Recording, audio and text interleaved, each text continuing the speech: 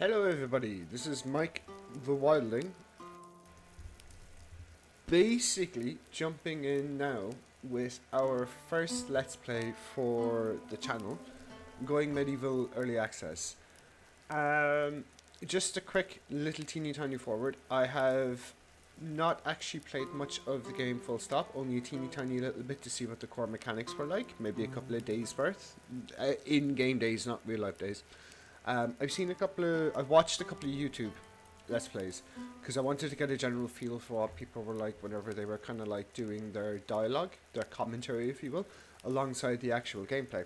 But also, I wanted to kind of make sure that I had at least a baseline plan going in. I've played RimWorld. I've played a decent amount of like RimWorld. Not anything special or spectacular, but again, enough of the game to understand how the game works and to have fun and realize that this kind of stuff is my bread and butter. But as far as the YouTube stuff goes, I kind of just wanted to, I wanted to weigh how different types of YouTubers, from like really top tier YouTubers down to just starting across the board YouTubers, will kind of cover commentary. Because one of the things I'm usually quite self-conscious about whenever I'm trying to do stuff like this is whether or not I'm talking too much or not talking enough. And what I'm talking about. Now, that being said, that's not going to guarantee there's going to be interesting, awesome, or even consistent commentary through this. It was mostly just a way of helping myself to get over the anxiety. I have ADHD, and because I have ADHD, one of how my ADHD plays into games like this is sometimes my dopamines, my dolphins, if you will, can get very, very satiated. Just getting lost in the mechanics and the minutiae of the game, which can make communication in any way, shape, or form somewhat difficult. But also sometimes whenever I have too many options, I can get a little bit overwhelmed. So what I wanted to do is I wanted to see what the baseline mechanics were and see if I could come up with at least an initial starting plan, so that when the emergent storytelling takes over, I've got an interesting start point to begin with. And I've got a little notepad with 4 squares on it that have been designated dry store 6x6x2 and tower by 3. Oh yeah, and a 4th square for like it's got question marks on it. But yeah, that's basically what I'm trying to set up here at the moment. So what we're going to do is we're going to jump in with a new game. We're going to be playing on survival because right. So we have standard. Your settlement will experience enemy raids as well as environmental effects. Raids occur at steady intervals. The difficulty adapts as you progress. No.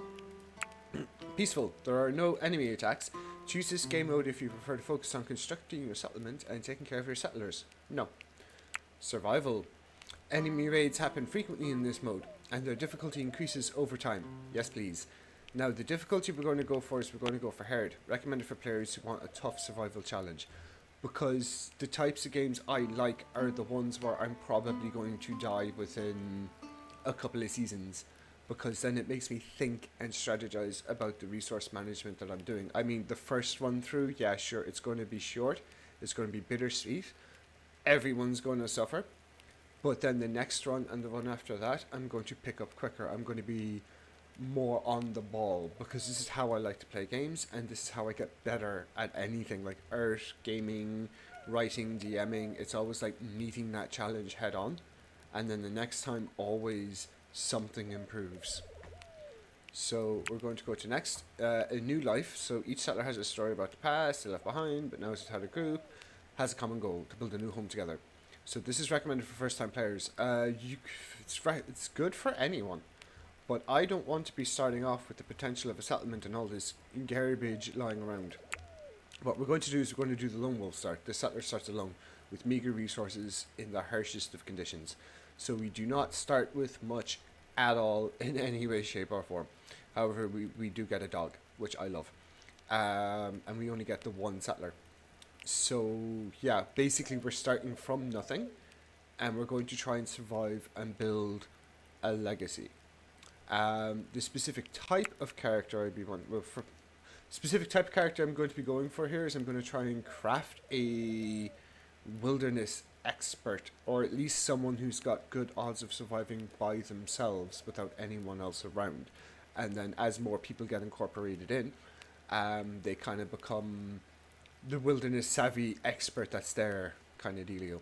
So what we're going to do is I'm going to first of all, yeah, so we're going to go for large because I like having large maps.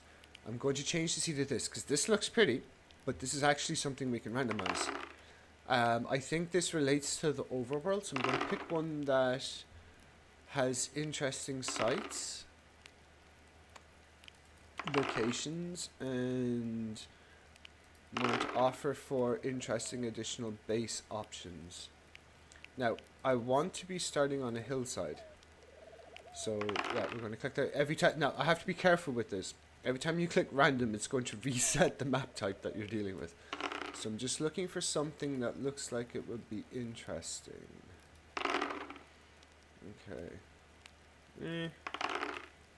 Okay, come on. Okay, you could be fun because you have like a little valley gorgy thing that leads into here, and then you've got like a little crater of sorts, and yeah, okay, and we've got the mountain range, and then there's like open valleys and plains. Okay, we can work with you. So the options are valley, plentiful vegetation, fertile soil and clay, moderate amount of limestone, lesser amounts of iron and salt. It has mild winters and fierce summers. I don't want to start on a valley. Hillside's what I'm going to go for, but I'll read that now in a minute. Mountain, plentiful limestone, gold, iron and silver, lesser amounts of fertile soil, clay and vegetation. Has harsh winters and mild summers. And then we have marsh. A watery, riverine landscape, rich in plant life and teeming with fish. Land animals and mineable resources are scarce and has mild winters. But what I want to start with is the hillside, because it's a variety of stuff. Uneven terrain suitable for a good defensive position. A fair amount of limestone and clay. A moderate amount of fertile soil and vegetation. So we are going to... Well, first of all, I want to reroll this. I want better heraldry. Okay, I like this, the tree. So we are going to call this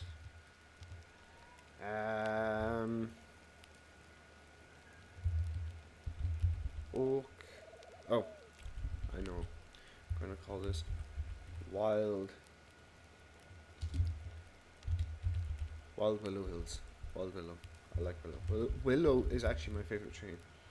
Wild Willow Hills. Okay. I know that's not a willow tree, but yeah. So Wild Willow Hills will be our base.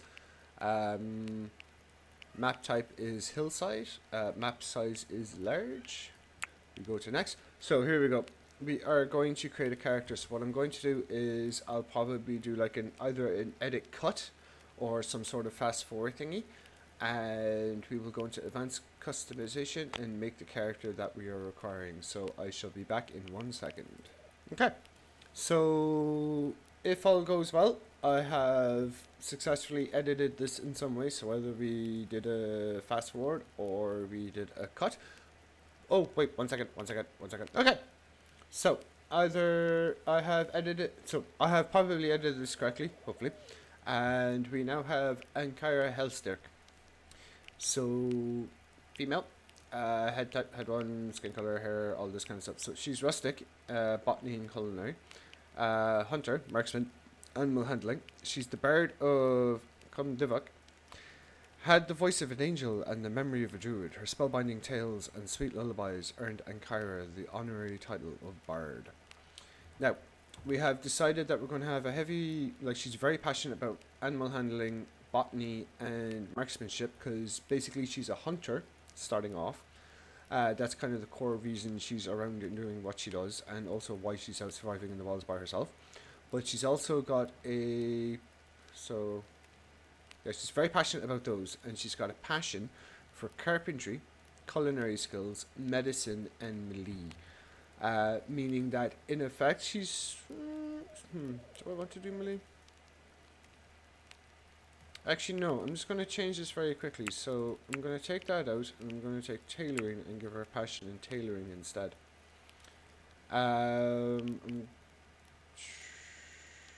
The reason why I wanted to have a passion in tailoring over melee is because I plan on having her as like a hunty, shooty. Because that's primarily what she does. Her melee is only up because she does a lot of skinning of animals and like part of her botany and stuff like that, like getting herbs and stuff, whatever. But the tailoring side of it, as I said, she's kind of a survivalist. She's not the best at making her clothing at the moment. Technically, she's not really the best at a whole bunch of different things. Well, actually, yeah, we just might drop this down just a bit. So we'll take a point off everything that's... yeah.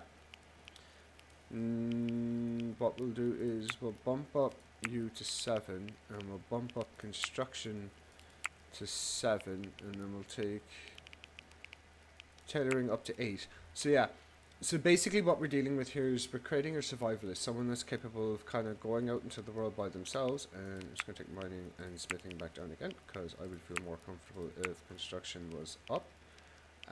Take speechcraft down again, because she's not exactly a talker. There we go. So, right. She's really good with animals, she's really good at botany, and she's really good at marksmanship. They're like the things that she's really passionate about. Her choice is to run around and basically live out in nature and with nature. So the animal handling, the botany, and the marksmanship. Now, she's learned and enjoys carpentry, culinary skills, so cooking, and medicine and tailoring. So basically living out in nature, but survivalist kind of skills. She's had to learn construction, but she's not exactly passionate about that side of things, because at that point we're now kind of invading nature. She's competent when it comes to building shelter and making sure that while she's out in the wilds she can do temporary shelters and all this kind of shit.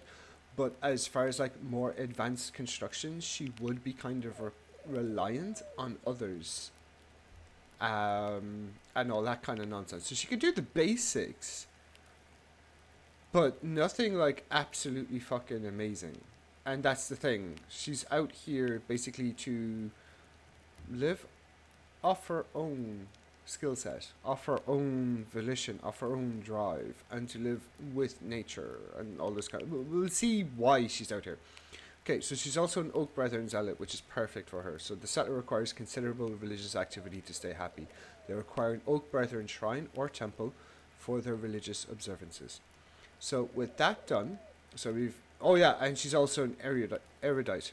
So she has a rare intellect, could even be called gifted. She learns extremely quickly. So her intellectual's up by 5, which I've like tanked all the way down. But her XP gain is 30%. It costs quite a lot, but the idea is like she's a survivor. She's skilled, she's intelligent, she can grow. And we're giving her her best possible odds with this, because it means she should be able to adapt to most of the situations she's in. And she should be able to keep up, catch up, and always remain relevant in the colony in one way or another. So let us see what sorts of adventures now that Ankhyra is going to be going on. So yeah, we have Ankhyra. Survival is hard, lone wolf, and hillside. And we've got the tutorial tips on, even though I think I might be ignoring them as we go along. So let's embark.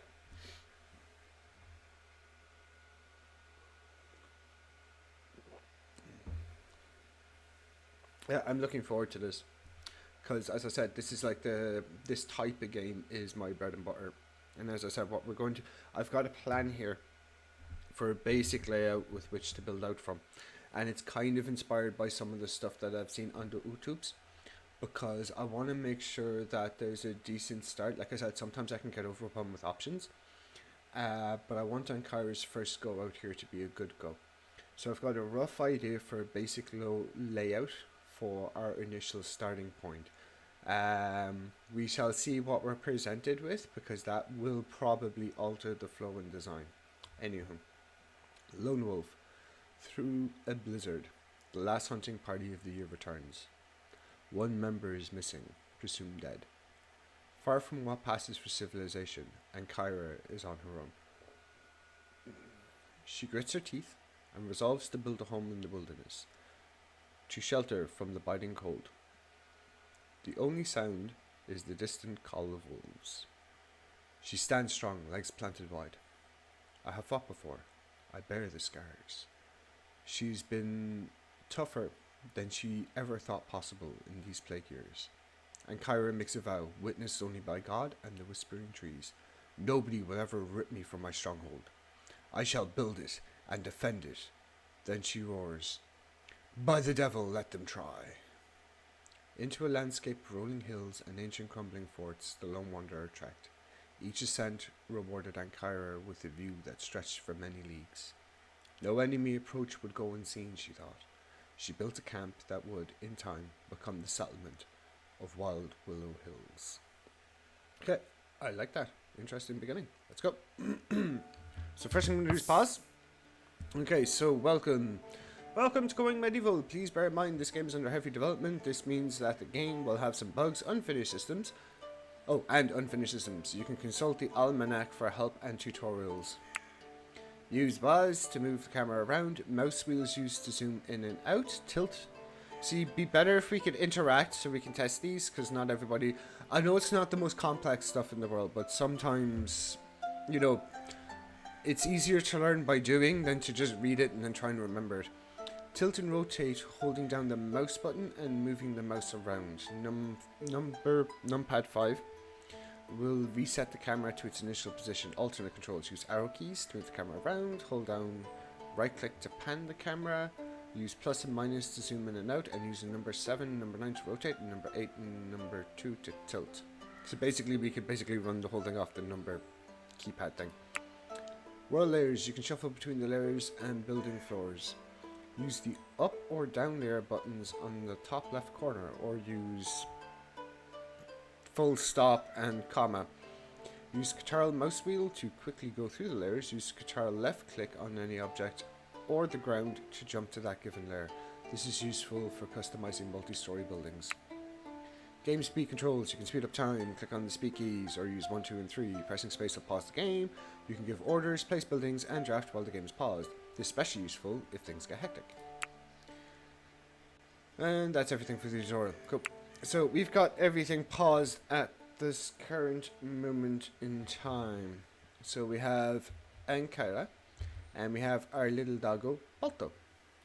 Balto is a cute little doggo. And dogs in this are absolutely amazing.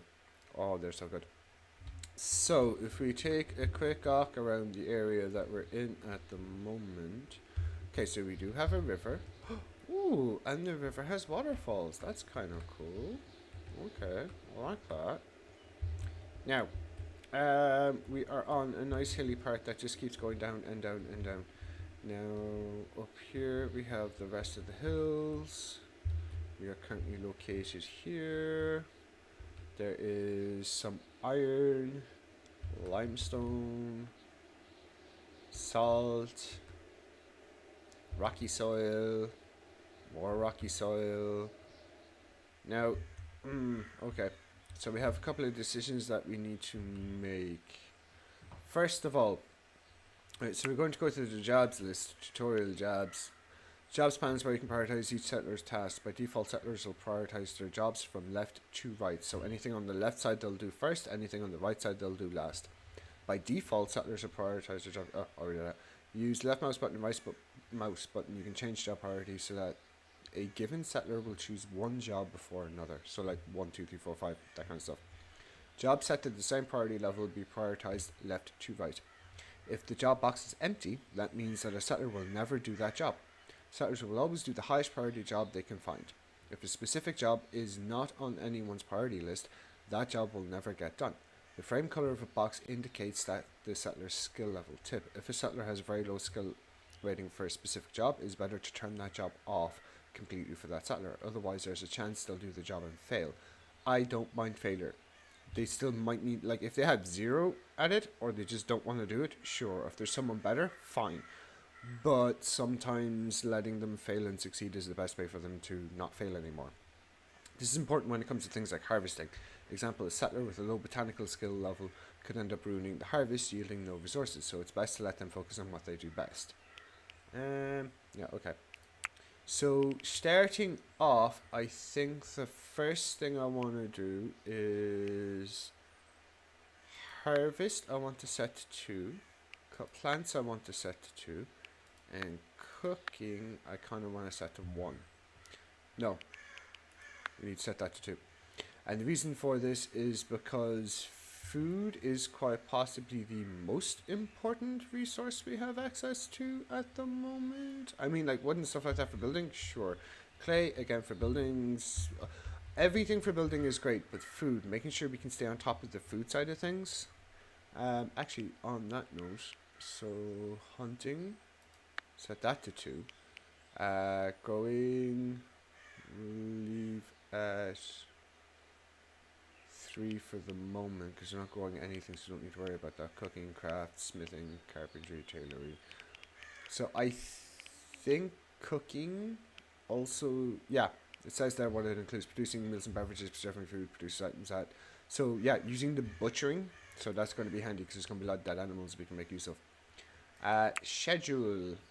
Okay, you can use the schedule panel to modify the time of day your settlers should do each type of activity. So what I want to do here is I want Ankhyra to be waking up at 4 o'clock, or at least to be forced to sleep in till 4, and I'd like them going to bed at about 10. So that's what? That's 5, 6. It's about 7 hours sleep.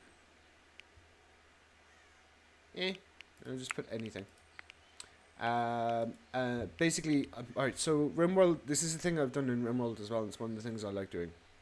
So, like to set a minimum sleep schedule and then leave everything open for anything. Because, yeah, I could lock in leisure, but I kind of prefer a bit more free will. These people are not going to... They're going to have a great time doing stuff that they love, yes, but this is not an easy situation to be in. So allowing them to take breaks when they need to, especially to preserve their mental health or to take care of stuff as they need it, it's removing some of the micromanaging element on my side, especially once the colony gets really, really big. But also, if you really, really want your emergent storytelling to be taking off, you want to keep this entire block fucking open, like for anything, because this is the emergent side of the game right here, because they will get up to whatever the hell they're going to prioritize as quite important. And combined with the job side of things, that's just going to make it even more fun. So we're going to go to manage. Use the manage panel to determine which items your settlers will auto-equip, what food and alcohol they are allowed to consume, etc. You can still force settlers to consume or equip something using the right-click action menu. So this is basically where we tell them what they can and can't do. So she's allowed to actually, jobs. So we're going to set you to 1, and set you to 1, and set you to 1.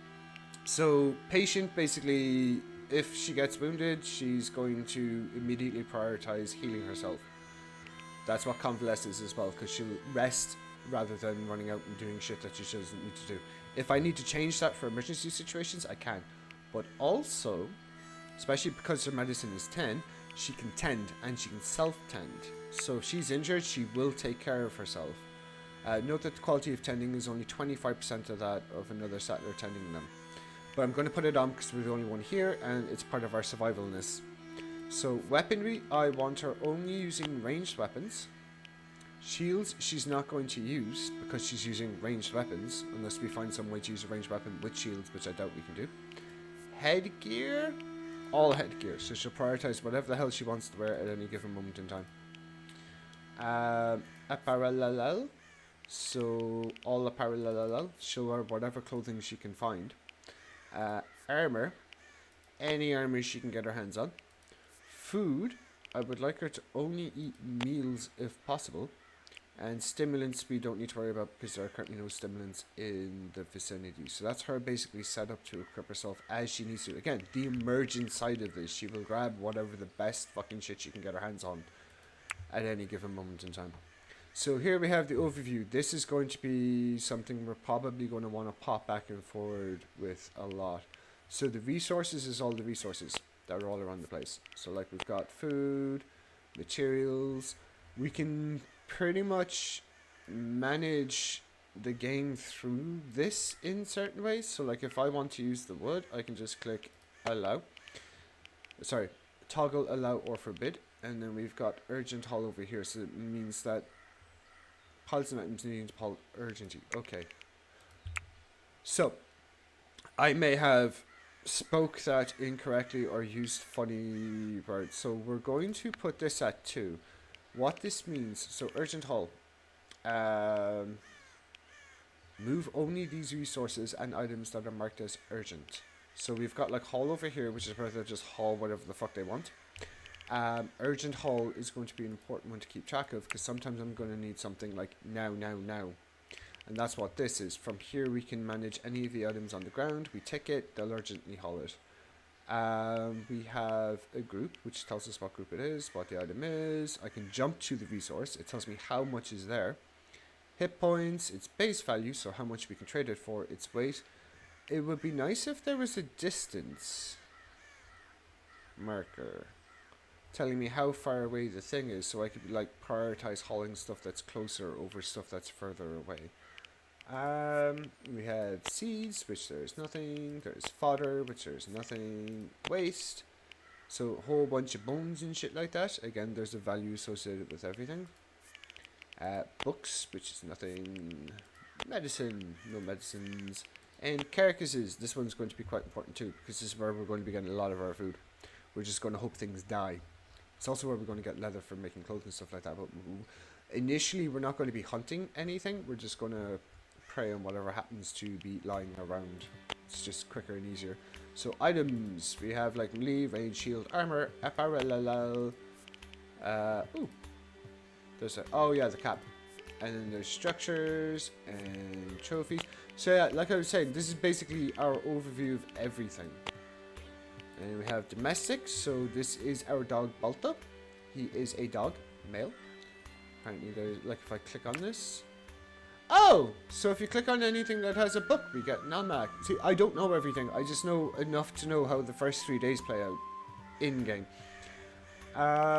Okay. That's kind of cool. So yeah, we go back to the overview. Now, it gives us his age, so he's 1 year and 26 days. So to explain that very quickly, there are 4 seasons in the game, and there are 12 days per season, so there's 48 days in a given year. I'll read over that detail in a minute. But basically what this means is Balto is 48, 60, 70... something? 74, I think? Yeah, I think 74 days old. We can assign Balto to Ankhyra. We can tell Balto to haul, so animals that are trained to haul piles around will randomly pick piles for hauling from time to time. Very handy. Settler, you wish to assign the pet animal to only 1 pet per settler. Okay, battle. Battle-trained animals will follow the settler they are assigned to when the settler is drafted. Yes. Vermin control. Some animals can be trained to take care of pesky creatures like rats that cause damage around the settlement. Yes, please. Now, we have train. Mark animals for settlers to train as pets. We can't do that with Balto, but, and this is really cool, we can train other animals. We can train foxes. We can train rabbits. We can train rats. I want to train foxes. I want to have a legion of foxes. I think we can train wolves, but based on like how they lash back and stuff like that, we might want to be careful. So we can slaughter the animal, which I'm not going to do, and we can release the animal, which I'm probably not going to do. They'll mark animals to be set free. They will become wild animals and roam around the map. So, and then we have the wildlife. This is all the wildlife that is currently on the map. So we've got some deer, we've got some fox, some boar, some hare, some pheasants, some wolves, some rats, and some polecats. We've got the age of all of them, which will make things easier to hunt, because I don't necessarily want to be hunting the young, but if we see anything on here that's old, we might go for that. Hunting, so we can mark what we can hunt. Retaliate, so their chance to fight back. So we don't want to... Foxes have a pretty high chance of fighting back, depending on... yeah. Boars have a varied amount. Oh yeah, so young ones are less likely to fight back. Oh, I see. And then wolf will fight back. Yeah, okay. Oh, and then we've got how easy it is to tame them.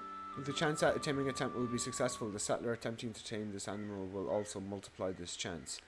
So yeah, foxes aren't that hard. Oh wait. So the lower it is, the harder it is to tame. That is I think. Yeah. That is unfortunate. I would love to be well. And and the chance to retaliate if you're trying to tame them. Okay. Oh, I need to be careful with that, because foxes have a very high chance of retaliating if you're trying to tame them. Yeah, and then you can mark for taming. So yeah, that is that sorted. So Balto should now be helping us to do what we need to do. Now, we also have a research option, but you need a research table for that. And we have a region option, but you need a cartography table for that. Continuing on here, we have our time settings at the top, so we can pause, we can do normal speed, 2 times speed, and 5 times speed. And then we have our seasons. So we are on day 1. It is 7 o'clock in the morning. It is 0.4 degrees Celsius outside, and it's a clear day. You're split into 4 seasons that last 12 days each, and we are 0 days from the start. So spring, moderate temperature, rain and fog are frequent, small chance of hailstorms. Summer, high temperatures, chance of heat waves. Build underground storage to keep your food fresh during the hot summer days. Autumn, moderate temperature, rain and fog are frequent, chance of thunderstorms and hailstorms. And then winter, low temperature, high chance of snowfall and blizzards, chance of cold snaps. Vegetation will not grow in low temperatures, so ensure you sow and harvest as much as you can before winter starts. Yes. And then we have historical records, which is basically just tracking all our historical records, including our history. Oh, factions. Okay. Did not realize that there were factions. Mountain bands, looters. Ooh. Interesting.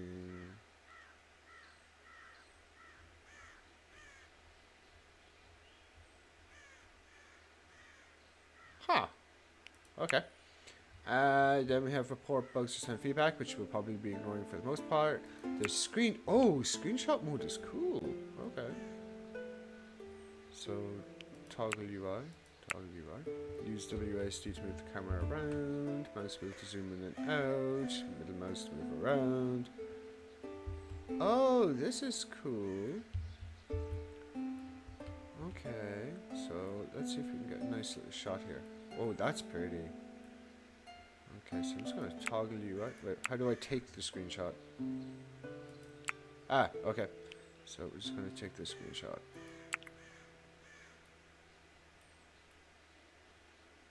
And then we'll take another one here now of our lovely dog, Balto. The loyal Balto.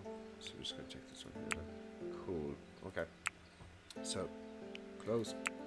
Right. I like that we can do that. That's kind of cool. Alright, so continuing on, we have our up one layer and down one layer, and it reminds us about like the clicky clicks. That I like that it's actually reminding us, because that's the thing that I can sometimes forget. Reset camera. Hide roof elements in order to see inside. That'll be important when we do buildings. Hide treetops. Something I don't really do all that often. Show colored grid overlay for zones. That's handy for checking out the rooms. Show item indicators. So, yeah, it distinguishes between, like, say, resources and actual items. So we'll put a little circle around the actual items. And then we have group resources and resource panel. Yes. Actually, no, I'll leave that off for a moment. I'll explain that in a second once we actually have loot. Show overlay of rooms detected. Wait, what? Show color grid. Okay. I need to... Oh, that's for, like, the stockpile zones. Okay. So this one's for the rooms that are detected. I'll show that off once we get buildings. Show aesthetic heat map and temperature heat map. Okay, and if you see here, we've got like a lot of information coming here that's based on whatever we're looking at, and is actually quite handy for finding a variety of different things. Which I have to remember, because how I like to play this game is I prefer to... So we're like a natural person. We're like a hunter survival kind of dealio. So if we hover over these trees, we can see... I would rather cut down the dead ones over the living ones. And once we decide where we're putting on the building, that's going to be vitally important. There's actually quite a lot of wood over here. So I might put it close enough to here. Yeah, and we've got like rocky soil, which as far as I'm aware can't really be used for very much. We can't grow anything on it, so we might as well... Yeah, we'll probably build on it. So yeah, we're probably going to build our home here. In that case, yeah, I'm just going to select a few trees. So you're dead. So chop you down. You are dead. So see here. So it says, no, look over here. It says, like, it gives us the position. It tells us the soil is 100%, traversal speed is 10%. It's outside. Aesthetic value is -15. It's a field maple tree. So it's telling you what you're looking at. It's telling you as well that it's like age or state. So this is dead. Stability is 4. Stability is 4. Okay, I don't know what stability is. It's telling us how much sunlight it's getting as well. So what I want to do is I want to cut down a whole bunch of dead trees. Now I want to do a quick experiment. So we've got chop here. So if I have... Oh, this is so much quicker. Okay. So we need to chop down quite a few trees for what I'm going to be planning. So you're growing, you're mature, you're dead. Oh, this is so much faster. Mature. So I thought I was just going to have to click every fucking tree. Dead. Mature. Dead. Mature. So if we cut down like mature trees and stuff like that, we get saplings, I think. 1 second. So if I hover over the tree. Yeah, so we'd get like a sapling. We'd get sticks and we'd get wood. We'd probably get more wood than when it's dead. Yeah, 'cause the dead trees... Yeah, give us like 5 less wood, but we still get quite a bit of sticks. But going for the story that I want to kind of tell, I think Ankhyra is more about, for now, cutting down the dead stuff. We're not really farming for trees or anything. So we're just going to knock out all the dead ones that are nearby. Mature. Mature. We're going to thin the forest a bit. Mature. Make sure none of the dead trees fall down and harm any of the living ones. Attack of the tree zombies! Right, so you're dead. Now, I want to keep it close enough to this area because that's where we're going to be building. So you're mature. You're growing. Are you alive or dead? You're mature. Okay. So, and then we go up here. So you're mature. Growing. Mature. Wait, which one do you use dead? No, you're mature. You're dead. No, you're mature. One of these is dead. You're dead. You're dead. Zombie trees. Mature. Dead. And I think this is the furthest from there I want to go at the moment. So you're growing. You're mature. You're growing. You're growing. Mature. Growing. Don't worry, I have a plan, like I said. Okay, so that should be enough to start us off. Okay, so bottom left corner, so we've got base. This has got everything we need to build our base. So like wooden walls, floors, wooden doors, windows, stairs, thatched roof, ladder. And then we've got production, so this is all our production stuff. So like a butchering table for butchering things, campfire for cooking, research table for researching. Furniture is all our furnishing, clay brazier is kind of important because it's for heat. Yeah, and like a bed and tables and chairs. And then we've got our entertainment, a backgammon table, and our shrines. And we've got miscellaneous like graves, pyres, fences, troughs, signs, all our miscellaneous, if you will. And then defensive structures, so like merlons to shoot things from and act as barriers, and like stick traps if you want to like trap certain areas. And then we've got zones, default stockpile zone. So what I am going to do is I need to lay down a dry store first. So okay, so just going to set up a standard stockpile. Alright, and I want to keep it closer to this side of the tree line, but I want it down here as well. So wait. Okay, I still have more things to explain. So we've got chop, designate trees to chop. You can drag select with any of these options. That will chop down any tree you select. This is cutting plants. It will cut down any of these little bushes and shit like that, regardless of whether it's ready to be cut down or not. Deconstruct will deconstruct anything you select. Cancel if it's built. Deconstruct only deconstructs anything that's already constructed. Cancel, you can cancel plans, actions, any of these that you put down as well. Fishing allows you to fish in areas. Urgent haul, you can select something that's vitally important to haul back to your base if you need to.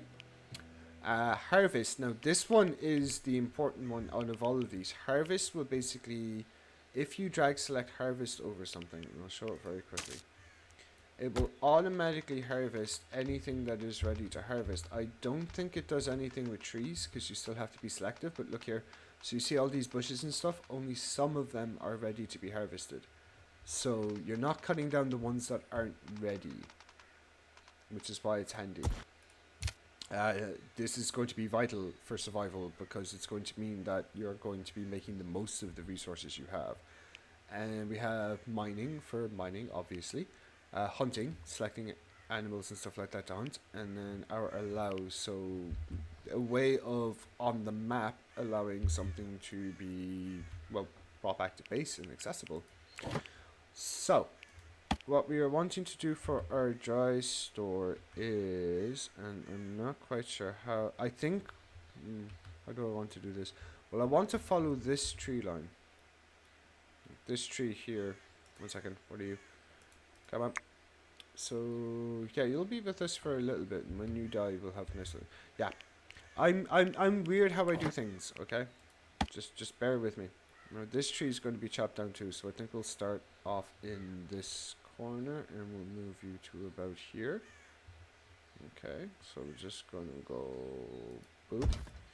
And then what we're going to do is 1, 2, 3, 4, 5, 6. Can we do 7? I want to see if we can do 7. So put you there. 1, 2, 3, 4, 5, 6, 7. Okay, and then we're gonna go 1, 2, 3, 4, 5, 6, 7. Okay, which means we should have a midpoint. I did that wrong. I did it right on top and wrong on the bottom. Okay, so we're gonna cancel you, and then we're gonna put you. So it needs to be there. There. Okay, so we're going to cancel you. Okay, and we're going to put 1. I don't know if this will work now. I'm hoping this works. If not, we can just shrink it down in size. I'm going to put you there. So we've got, this game has, it's incorporating a lot of the Seminoid qualities. Like, we've already got water and everything in this, which floods and moves around and does stuff. Trees age, they'll fall down and do the things. But also with construction, you have to make sure that there are adequate supports around everything that you're doing. Otherwise, the top floor will cave in. You won't be able to build the ceiling. So what we're going to do here is I am going to create a... Do I want wicker grated? Or do I want wooden? If I do wooden, I can probably build stuff on top of it as well. So yeah, we'll do wooden, because the idea is to be as efficient as possible. So this is going to require 162 wood. Ah, damn it. Okay, now, in order to fix this, we can probably just slap 1 here.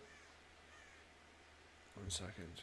Okay, so that's interesting. 7 won't work with 1 in the middle. Yeah, it probably needs corner, yeah, for full. And then we go to the wooden floor and do that again. Nope, still not going to work. It still does not want to do it. Okay, so 7 is too big for this type of a structure, apparently. That is unfortunate. I was really hoping we could do 7. Anyways, so we're just going to have to cancel all of this. So just go boop. Okay, and then what we're going to do instead is we're going to do 5, because I want to keep it nice. So, right, 1, 2, 3, 4, 5. Boop. 1, 2, 3, 4, 5. Boop. And over here. Boop. And then in the middle, we're going to. I love that there's a grid system for doing this with. I'm going to put you there. And then we are going to slap the floor down. Okay. Ta-da! Now it is fully and correctly supported. And if we wanted to expand out, we just like do the exact same thing. Da da da da da. So what this is going to be is this is going to be our dry goods storage. So we're just going to take the layers down a little bit so we can see the ground. And we are going to go over here to zone. And we are going to set up our default stockpile zone. So it's going to go like that, like that, like that, and like that. Okay. So this is our default stockpile. But I'm not keeping it as a generic. We're going to clear it, And the only thing that is going to go in here is materials, raw materials. Now, my reasoning and logic for this... Oh yeah, we need to put down the floor. I'll explain the reasoning and logic shortly, in a second. So we are going to put down a wicker floor this time. So it's going to go like so, and like so, and like so.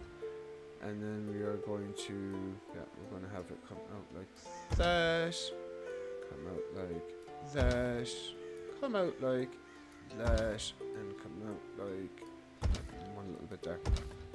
Now, we're choosing the wicker one because the wooden floor eats up a crap ton of wood, but the wicker one only eats up sticks, and we are going to have a motherfuck ton of sticks.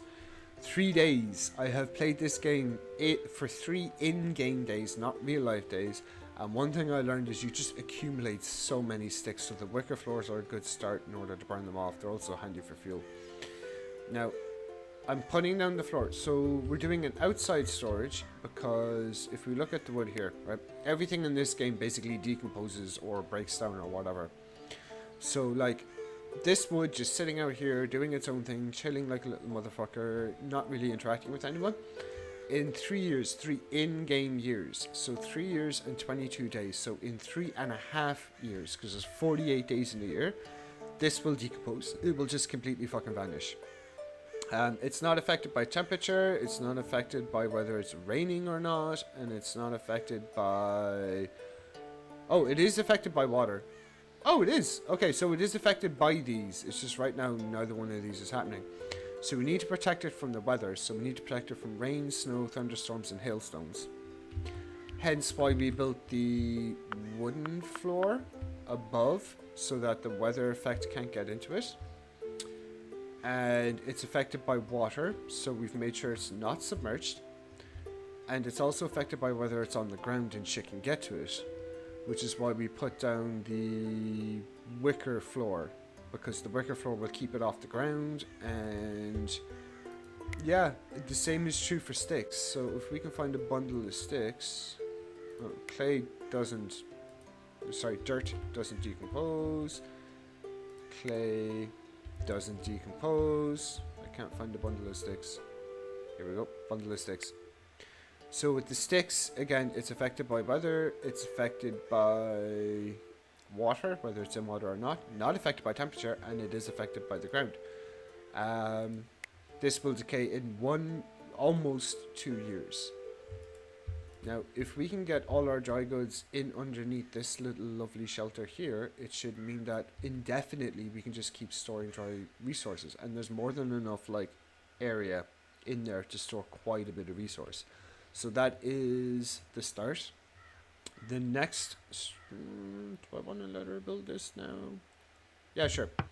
So while she's running around doing that and Balto is doing things, we can basically start off the game now. It is like an hour in. I'm so sorry for the amount of information coming at everyone, but I want to impart the knowledge, the reasoning, and all this kind of stuff, because when I get quiet, you're going to sorely miss me doing any form of commentary.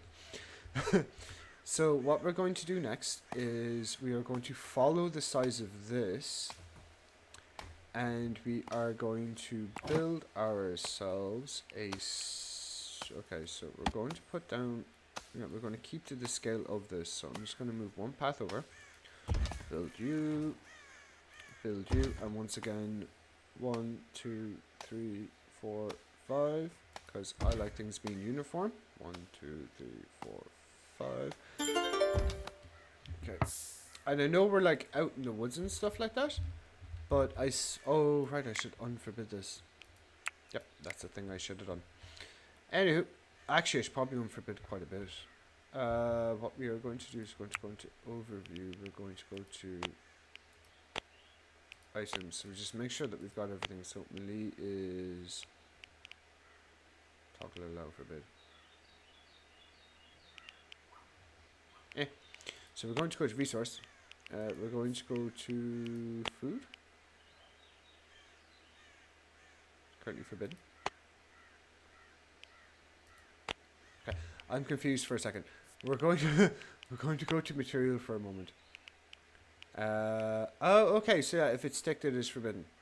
So I'm going to uncheck all the sticks because I want Balto to run around and grab as many sticks as he possibly can.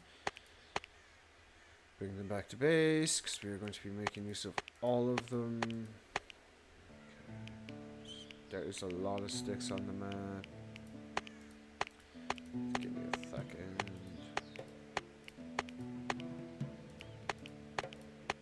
Okay, and we're going to want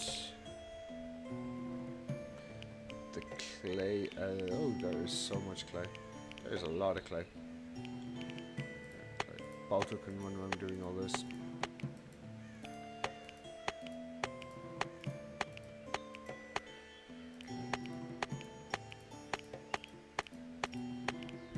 Day one, just fucking grab everything.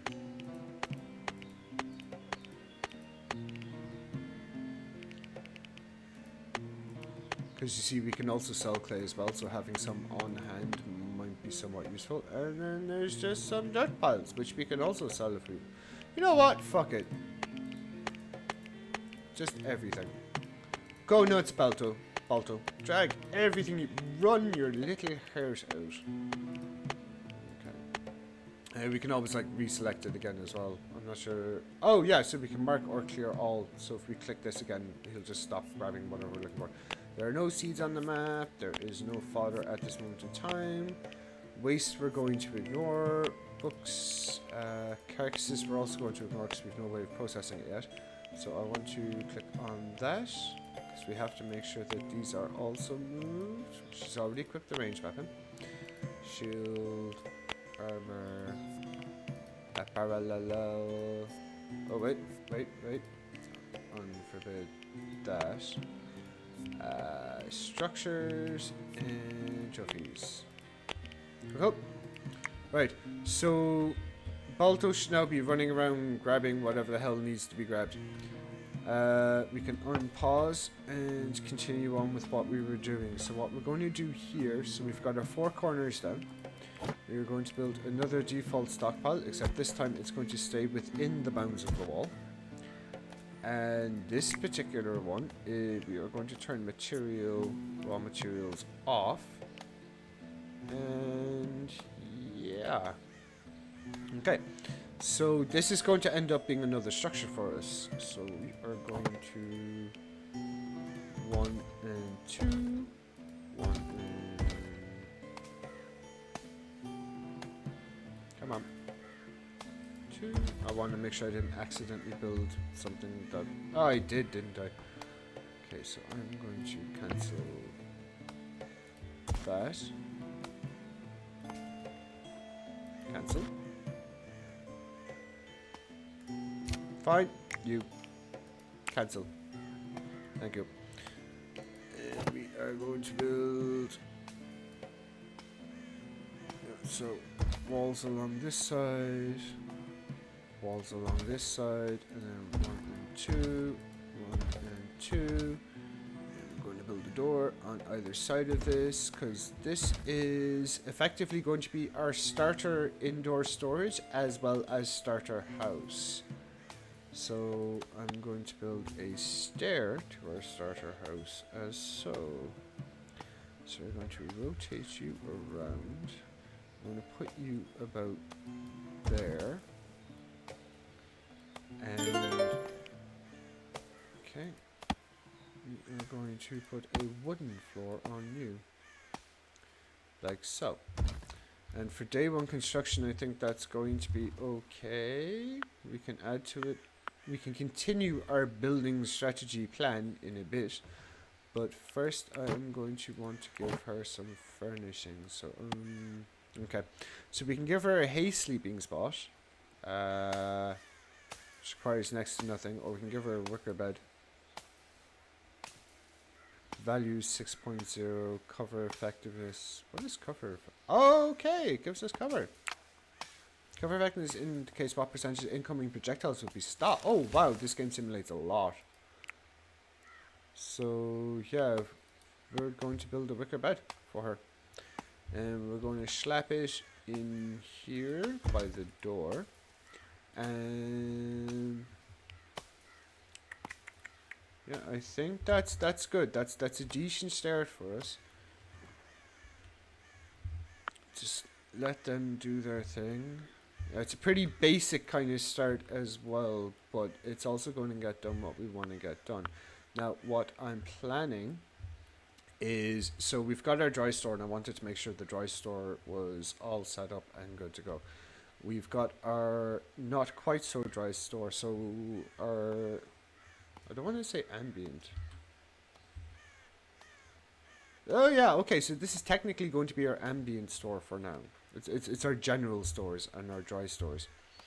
I want to put a tower here so that I'm going to connect it directly onto the building, and then I want to connect these two together. So we basically have this kind of super structure as such. And the tower I want here, I might build it out like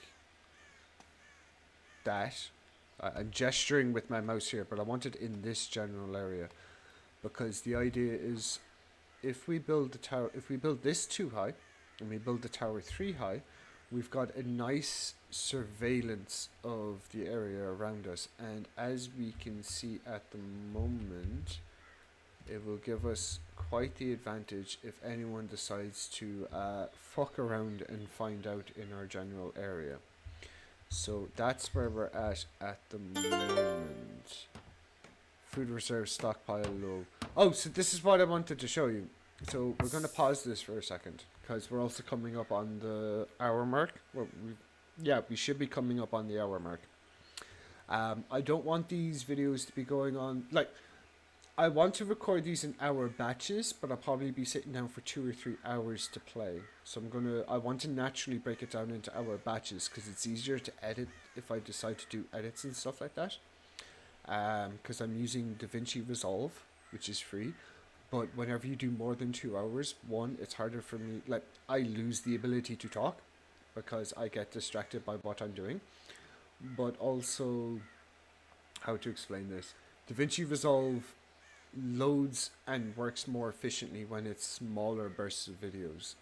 So keeping these to about an hour or an hour and a half is ideal for me because it means I get to do what I need to do and it doesn't cause too many issues either in my head trying to make sure we're getting the conversation going and I'm being entertaining, but also like for the editing process because it's easier to edit an hour or an hour and a half worth of footage than it is to try and edit 4 hours worth of footage, especially if you're going to break it up into smaller pieces. So yeah, what was I was going to, oh yes, that's right, the resource thing. So we can now play around with a couple of the overlays. So if right, so we're just going to demonstrate these while we're here.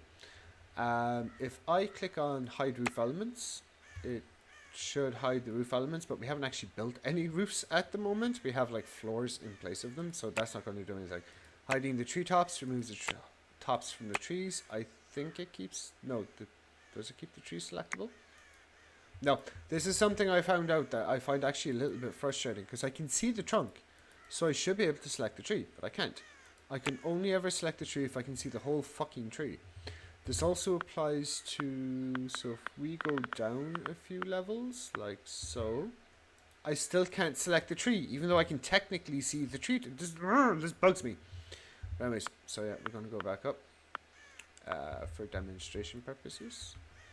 So we have group resources in the resource panel. So normally the resources show up like this, which isn't that bad. You can kind of see everything that's going on. But one of the major fucking issues with this is once this starts building up, like you get a little scrolly thing and you can't see everything all at once. So what this does is it groups all the resources like so. So you can see all the little subcategories. So we've got like 2 items of food. We've got 2 meals specifically. And they are packaged meals. And materials wise, we have raw materials, 190. So we have a decent amount of wood and a decent amount of sticks. It makes life easier. Overlay of rooms detected. There are no rooms at the moment, but what happens is once we complete like 4 walls and a ceiling, everything turns into a room. And depending on what's in the room, so like outside, spare room, empty room for now, perhaps in time to perhaps become apparent. So if we want to make a spare room, minimum grid space area 1 gives no bonuses, so it's just an empty room. An infirmary requires at least one infirmary bed and two medicine shelves, at least. It cannot have shrines, entertainment structures, workstations, or beds, but it can have other things in it. And where suffering is constant and death close at hand, the infirmary is a refuge of healing, rest, and prayer. Settlers heal faster in this room, and tending has a higher chance of success. So each of the different rooms give different little teeny tiny benefits. So this is in a way, how to explain this? This is a way of helping you decide on themes for rooms and buildings, but also for getting benefits for putting in creative thought as to how you're going to design stuff. Which I really, I haven't even gotten a chance to play around with this yet, but I love the concept of it. So we can show off an aesthetic heat map.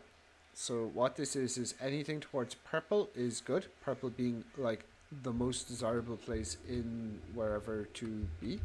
Like over here is not desirable at all because there's a whole bunch of like dead trees and bushes. Yeah, because dead things have like a aesthetic value of like -15, so it's not pleasant. People don't like seeing dead trees. They like seeing the living kind of like corpses. They like seeing living corpses, not dead corpses.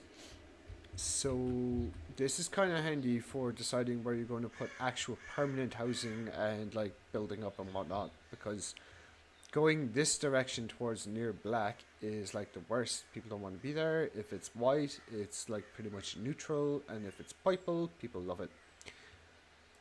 And then we have the temperature heat map, which is basically just handy for seeing the variety of like temperatures that we're dealing with. So at the moment, it's actually surprisingly clear. Well, no, we're day 1 of winter, so of course it's going to be kind of nice and warm. So what I'm going to do now, I think for the first video, especially because I did a few things that I might have to edit from the start, like fast forward or whatever, I think for the first video we'll push on until we get these two things here constructed. Oh yeah, and we can also follow our character. I did not realize I could do that. So if you hit tab, one second, tab selects, oh that's cool. So tab selects the character and follows them. That's quite nifty. So I want to check out our mood at the moment. So we've got initial optimism, new beginning, nobody from my past life is here to tell me what I can or can't become. Expires in 7 days. She's really enjoying her job at the moment. Nothing beats the satisfaction of a job well done. That will expire, I don't know when. Low expectation, life isn't easy, but I get by with what I have, mustn't grumble. Entertainment needs are currently fulfilled. Not sure how she's gone and done that. She's not very comfortable, and she's currently wearing ugly apparel. I think her entertainment needs are fulfilled because it's like day 1, simple as. So yeah, lacking in religious activities. So I'm going to need to build a shrine soon enough. I need to pick a spot for the shrine. I may have to construct something for that, but we'll see. I might put the shrine actually by the berry bushes, because as far as I'm aware, these are like a fixed feature. Even if you pick the berries off them, the bush will stay behind, or at least that's what I'm hoping. Balto! Hey Balto, how you doing? Oh! The wood is white? That's an interesting choice. I've never seen the is it because it's cold and snowy, so everything is covered in like snow and frost? Balto, you're such a good boy. Alright, so yep, she's just wandering around now, and she's completing the dry store. We're currently at 3 o'clock in the afternoon.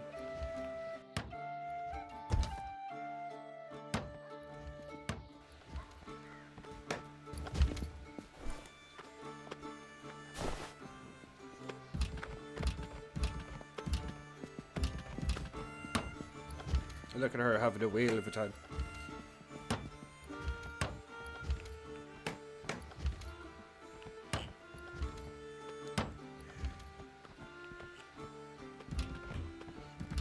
Now over on her little bear, so we've got a log. Show full log.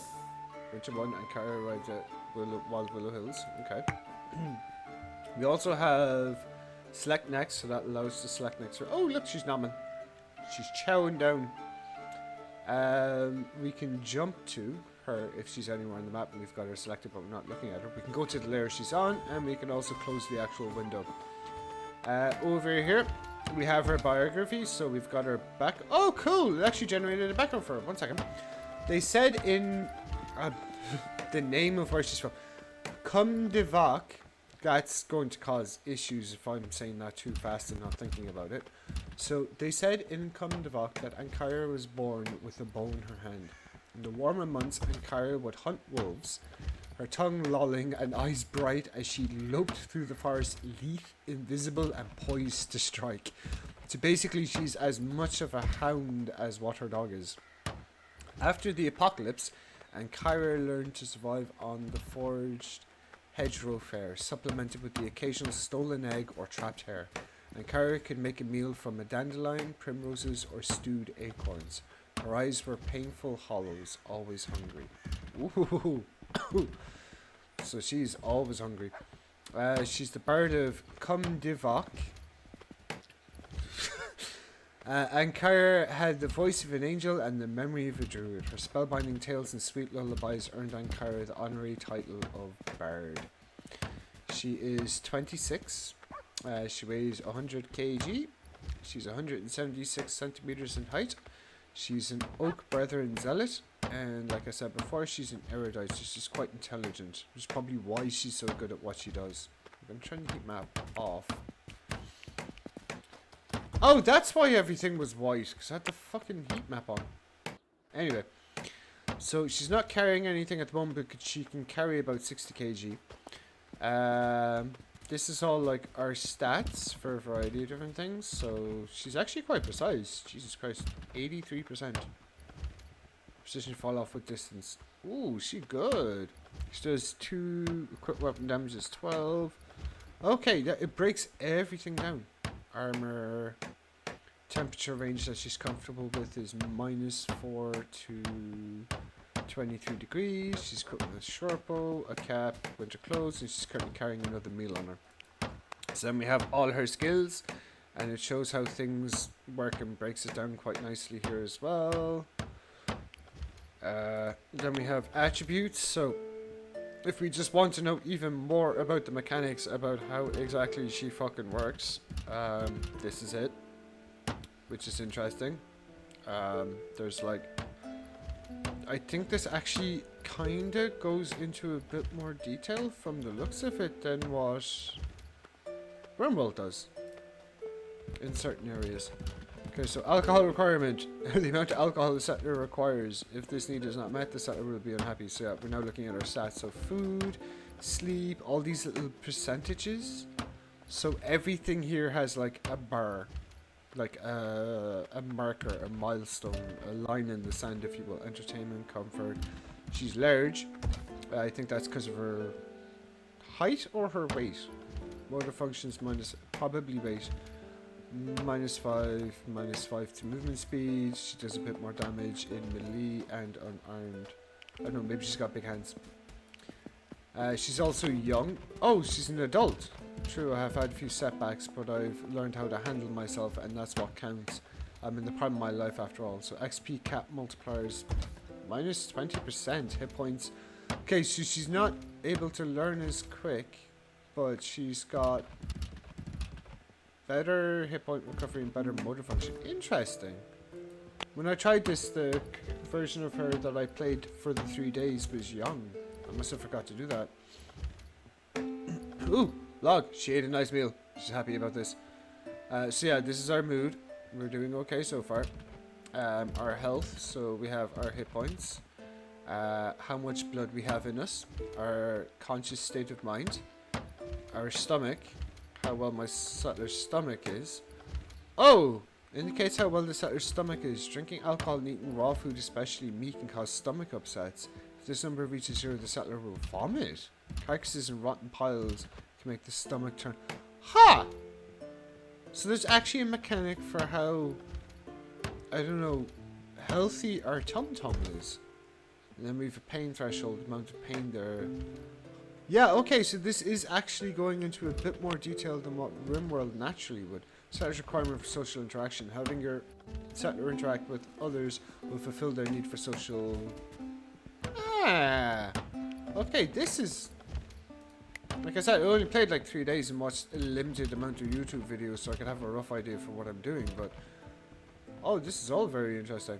Okay, so we have a decent stockpile of wood, because I was going to be like, do I need to cut down more trees? And then I was like, nope, we definitely do not. We have quite a lot of timber at the moment. We just have to let her run around and do what she's doing, and watch as Balto runs around and does what he's doing. She's getting small amounts of XP at the moment for doing this teeny... Oh, yeah, because this is the thing as well. So, if we go here to wooden wall. Now, the skills that we have... okay,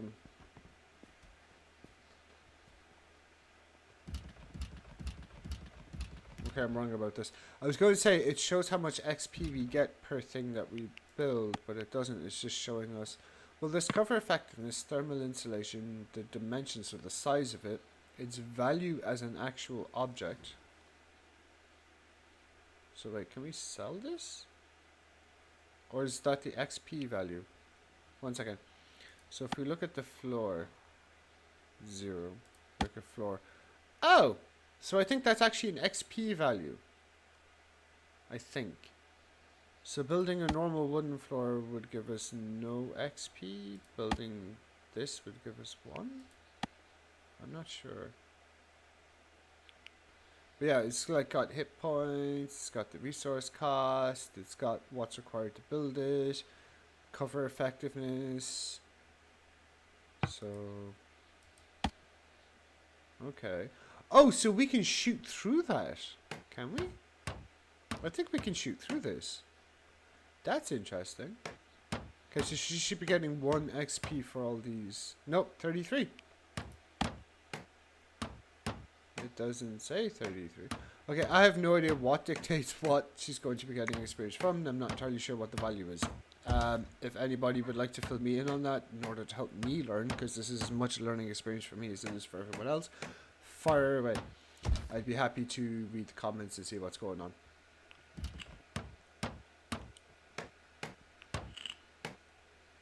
So yeah, I'm going to be watching. So we have like a meal left, so we should be fine. I'm going to be watching the resources as they trickle down. So we've got all the dirt, we've got all the clay, we got all the wood. There's our overview. So if we go back to resources and we check out materials, nope, we haven't got all the wood or all the sticks or all the dirt or all the clay. Oh wait, no, we have some of it, because it's saying default stockpile here. So yeah, we have some of it. Balto, you have like 1 job right now. Actually no, you're doing a good job. You are a very good boy. Thank you. Okay, so ooh, she tried to build something in here. So if we go down a level or 2, yeah, I think there. So we can see the progress of what she's doing right here now.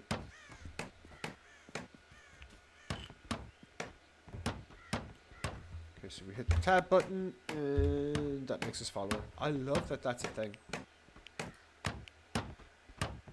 So will we still follow her if we close the window? That's the question. So Ankhyra Hellstirk's construction is now 11. Oh, that's probably actually what dictates how much XP we're getting from stuff. 1 second. So tab.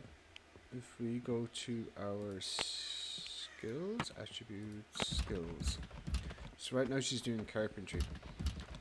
Start to regain 2.5 more XP for this skill. Oh no, it's not carpentry, it's construction. Better at making bricks and stuff. No, it's not telling us. There's no breakdown for stuff. Oh, we slept outside and on the ground. Whoa. Okay, so if I close this, we can follow her around while she's doing stuff. And if we go up, yeah, so she started building the roof for the building now.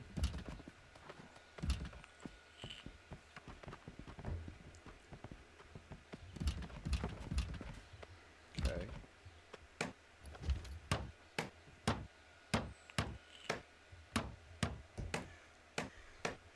And for now, she'll be sleeping downstairs with Balto. Oh, did that? Oh, Balto! So Balto's after going and eating our last meal.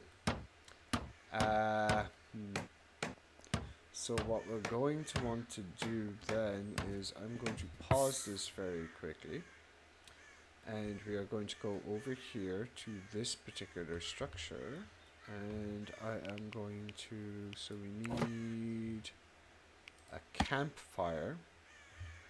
Okay, so I'm gonna probably do it like this. And we need a butchering table. So I'm going to, where do I want to put you?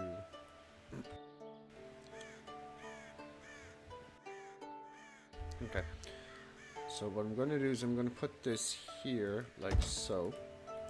Now, what this is going to enable us to do is, with the campfire, as long as we get in veg, which I'm going to actually probably sort out now.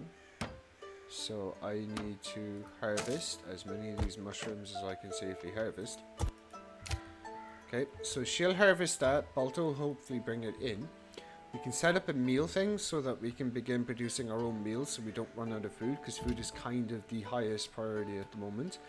And then when we need to, we can be bringing carcasses back. Probably start off with like deer and stuff like that, because they give a nice amount of leather for making clothing later on.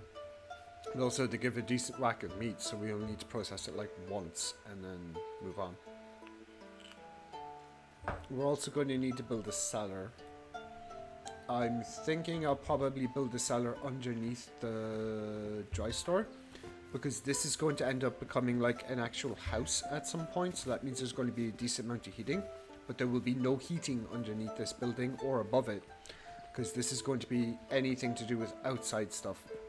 So we'll probably build a cellar leading down into it and underneath. Yeah, so you just keep gathering the food, please. Oh, you're eating raw mushrooms. Okay, yeah, you're hungry. How's your tum-tum? Stomach. Ooh, it's starting to go down. You're fine. You're grand. You're not necessarily happy about it, but hey, what can we do? So we're just going to keep gathering this. Like I said, I kind of wanted to make sure that I was building a survivalist. Someone that's capable of living off the land as much as like learning and innovating and teaching themselves how to live off other means as well. Because like, we could be here for a while. We could be here for quite a while by ourselves. Okay, so this down again a bit so we can follow her in her day-to-day tasks as she's doing stuff. So she's just wandering around building shit now. We're finishing up the ambient storage. And I'm going to make a distinction here, because the dry store is literally just... No. Yeah, the dry store effectively is just dry goods. It's not stuff that we're going to be like eating or potentially perishable in any way, shape or form. Ambient store can be stored at an ambient temperature, but still needs to actually be indoors and isolated from anything that can fucking nick it. Which I guess, you know what? Fuck it. This is just a stockpile. This is no, I don't know. I'm using words. I'm nervous and anxious because, like I said, this is my first Let's Play, and while I'm putting these out and I do have the confidence to try and put it out, I'm still going to get caught up in my words.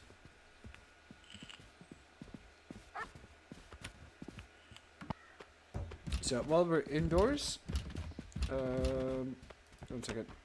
So the buckler, it's not the buckler I want. 1 second, I want to click on you. So these mushrooms will rot in 8 days and decompose in 7. Okay, so I think decomposing is what comes first. Okay. So you've got a good amount of time. It's probably because the temperature in here is like 3.8, so it's like a little fridge. But that's why I want to make sure that I haven't put down flooring or anything in here yet, because I want to keep the temperature low. We are going to have to put down furniture at some point though. So what is our Ankhyra up to now? So if we look at stats, she's currently getting more resources for construction. Yeah, because we're now working on... Excuse me. We are now working on the upstairs roof.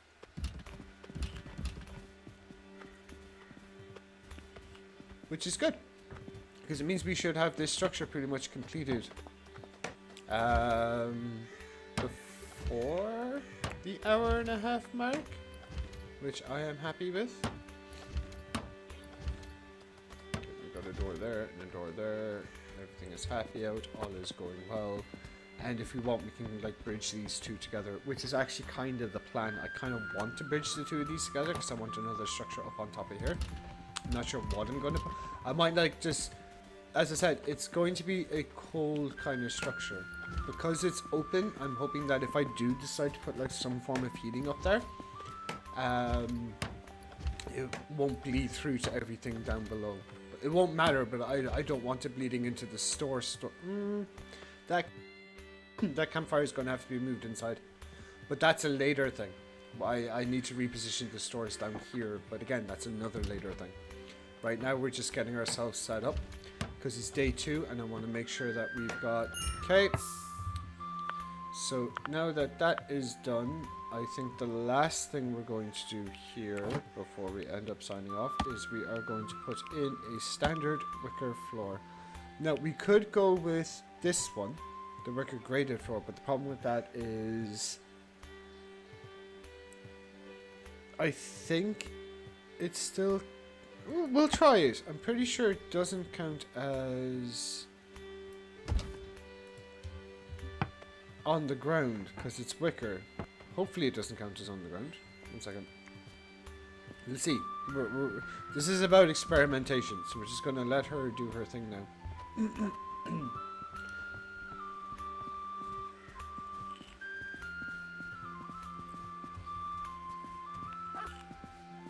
Oh, and we do not have enough wood. Okay. So while she's running around doing whatever it is she is doing, we are going to go and look for a bit more wood to cut down. So you're mature. You're mature. Yeah, I think these are all mature. Also mature. Mature. Oh no. We've run out of dead wood. I don't want to cut down mature trees yet. And I don't want to travel too far to get the mature, growing... Mature. Mature. Whoa, whoa, internet went a bit wonky. Mature. Dead. Growing. Growing. Growing. Mature. Mature. Oh. Where's all the dead wood? Mature. Growing. Mature. Dead. Growing. Mature. Mature. Mature. Okay. Growing. Dead. Mature. Young. Okay, yeah, it's getting a bit iffy seeing things through here now. Mature. Are you dead? Dead. Mature. Okay. Actually, the aesthetic might help us find the dead stuff. You're mature. You're mature. Berry bushes. You're mature. Dead. Dead. Mature. Mature. Come on. Mature. Dead. Gifts of the forest. Thank you. Dead. Mature. Mature. Mature. Mature. Yeah, this is going to cause fun for... No, because realistically, we are survivors and stuff like that, so this is probably the best way to be doing it. Mature. Growing. Because we don't want to be impacting the land too much. We're already impacting it quite heavily as it is, even by removing the dead wood and only using the dead wood. So, dead. Mature. Growing. Dead. I wonder if this means as well that like saplings and stuff like that will grow naturally of their own accord. Dead. Yeah, we need a lot of wood. So, dead. Mature. Mature. Mature. Mature. Mature. Mature. Mature. Mature. Dead. Okay. So on our level, I think we've got all the dead wood that's present. Do we? 1 second. Mature. We're going to be thorough about this time. I don't want to run out. Mature. Growing. Mature. Oh, I love that. Listen. Wait for it. Did you hear that? You can hear the echo of her cutting away at the wood. That's really freaking cool. I like that. Anywho. So we're on day 2. We've just gone over the hour and 30 mark. Balto is still bringing shite back. We've got 148 wood and she's running around deadlogging at the moment. Is that the correct term? Deadlogging for what she's doing? She's basically just cutting down dead trees. I don't know. 1 second. So I want to set this up correctly. So we're going to go up to 16 so we can see everything. We'll go tab. Okay. And we're going to turn off the aesthetic value. We're going to go nice and level with her. Oh my god. She's clipping through her clothes. And what we're going to do is I want to... How did I do that before? Where's the button? Is it this one up here? Screenshot mode. Okay. Oh, that's beautiful. That's nice. Okay, can we get a good shot of her in the forest doing what she's doing? A nice shot. Come on. Come on. Give us something good. Can't see the house, unfortunately. 1 second. So, close that.